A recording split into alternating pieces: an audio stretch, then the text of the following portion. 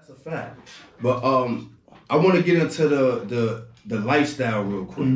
Like, how did they tore Brooklyn up with that one, bro? Like, just before you told me we got him, right? And I went to your page and all that. You know, I had to do my research and all that.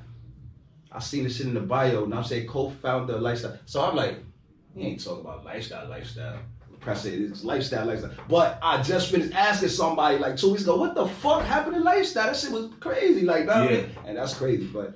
Yo, that was big. It's still the way I took over the fucking city. At this point, it's more national than Brooklyn. Yeah, it's so we even just shut down the showroom is just on appointment only because online booms way more than anything else. So yeah, more so than walking because if you think about it, everybody and their mother already has lifestyle. If anything, they people order it. But it's, the online goes 24/7. You got somebody being I'm not gonna lie, y'all definitely my inspiration as far as that, cause like we into that fashion shit. I say, yo, these niggas, I didn't know who y'all was and all, but I knew it was some young Brooklyn niggas. Y'all say these niggas. No, they bro. I'm gonna be honest, bro. I'm gonna go this far to say they inspired the whole Brooklyn, bro. Because, or if you just... I want to say the whole apparel game right now. Yeah, because really. If you into fashion, bro... Know what I'm saying? Nobody... I mean, you still had your people with the t-shirts, like just t-shirts only, right? Mm-hmm. And they'll come out with that for like a month, 2 months, and then they'll let it go. And it's over. But when lifestyle hit, and it was to the point where, correct me if I'm wrong, you like the consumer can basically create their own. Well, that's what always made lifestyle a little bit more complicated on an infrastructure level because it was never just, come with a design and then sell it like it's product. It was there was nobody we could mimic to figure out how to run it. Yeah, it was no blueprint. There's no blueprint because it wasn't just a store. It was just figuring out the logistics of how do we situate staff, how do we situate consumers, how do we situate a timetable for people to get their order. When people are coming in and customizing their own stuff, it was like Nike ID, right, like Nike ID, right? Yeah, it was, that was always. So how big is the company now compared to when y'all dropped? It's big, like you say it's global now, but I mean it's interesting because I feel like in regards to staff, it's downside. We used to have 20 people, it was necessary, but the influx of orders that used to come from Brooklyn was heavy. But now it runs like a machine. Shout out to C. Clint. He holds everything down, does everything. Yeah. I'm outside. So even like I spoke to him today, my lane in the past couple of years has really been to 2-3 years just give to celebrities. That's right. Originally, I did a lot of designing. You know what I mean? Originally, I did a lot of designing. Right. I'm outside. So you market it and promotion. So even I spoke today, I'm like, yo, I'm going here. I got this interview, but I'm going to link these niggas from Power. I gotta stop by and get some. You got their sauces? I said, I'm gonna get them. So that's how we operate. Yeah. Now, it's, of course, when you create something, the plan is to be here, to let that shit just go, right? But did y'all expect it to be that big, that fast? Well, Tom. We gotta think. We gotta stop this idea of thinking that when people see something for the first time that it just came out. Like lifestyle been around since 2010. It ain't get lit till 2017. Right. So this whole people always see stuff and be like, yo, success don't take over. No, that's not how it happened. It literally is around since 2010. 10 years is like and then it's just like anything. The multicolor Chanel was like a single. That's what I always tell them. It was like a hit single. So a hit single went crazy. Yeah. And then it's like a hit single, and it's crazy because that happened before Instagram was as lit as it is now. Right. Think about how viral things could go, because that's what happened. It was like a hit. This celebrity wore it, and this celebrity wore it, and then this, and then that's really what it came down to. But I will say this.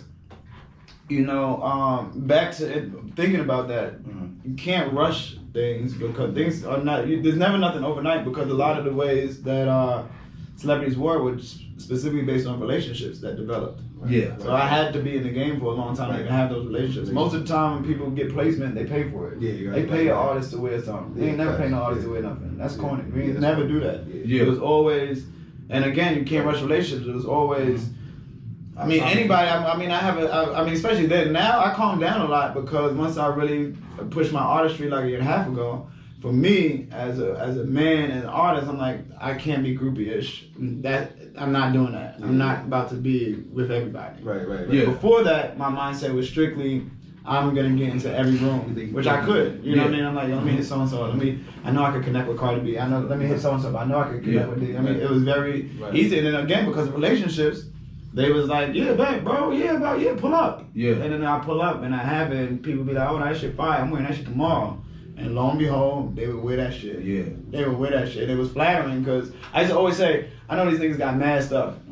I know they got Fendi this, Louis this. So if I meet them at 9 p.m. and give them a lifestyle something, and then the next day or next couple days I see it on the gram, I'm like, wow, this nigga could have worn anything. So who's the first big star say that you say? I mean, back then, before it went viral, Fab wore a couple of pieces.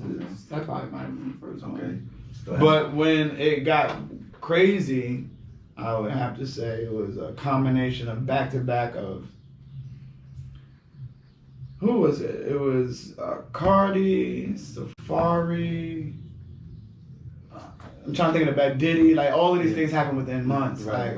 Anthony Davis, and it was like do you remember? It was wild. Because that's when the staff was in there. It was like every day something lit. Again, it was like something having a hit single.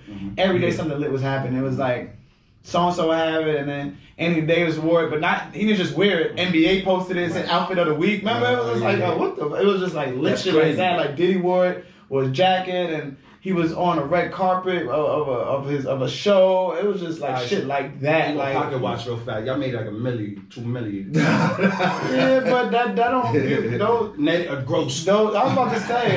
What we talking about? Nobody walked away from $1 million. Like you think about that, and then you think about half of that goes away away. Then you think about expenses. Then you think about expenses, and then the staff. It was 20 people. Yeah, you gotta pay the staff. Some of that go back into the company to keep the company up and running. Like I'm going that right now on a lower scale, but it is. Yeah, like but it's a constant grind though. But that speaks to y'all hustle, like y'all and that consistency. Well, Clinton, who's the nucleus, it's crazy because he's the nucleus, but he's the most antisocial, so he don't be outside. But he and I, we best friends. He went to Temple as well. Okay. So a lot of it comes from also being great students. Like, people ignore a certain layer of discipline, and a lot of it comes from just we understand that everything is not based on instant gratification. We know that from being students. All right, you gotta do your due diligence. You gotta. That's what I like. That's what I tell people. That's why school. That's what I like about school. Because you don't walk into school. Right. School is like that because you don't walk into school and do a week of work. Like, where's my degree? Crazy, right. You gotta work for that. Yeah. You know that you got 4 years left. You know that there's times where you don't want to do it. You know that there's times like, yo, what we gotta do? And only thing you're thinking about is wait till I fucking graduate. I just can't wait till I graduate. So if you apply, if you're usually in school and then you apply that shit to outside of school, then it becomes I can't wait. Obviously, there's no real timetable with the certain success as an entrepreneur, but you still like. Did you? Did you? I did a few times. A couple times. Oh, okay.